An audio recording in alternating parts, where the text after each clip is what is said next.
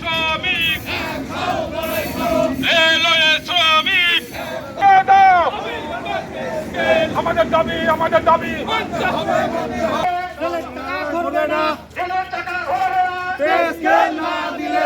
আদায় না হয় আমাদের আগামী 6 তারিখে আরও বড় ধরনের আন্দোলন আছে।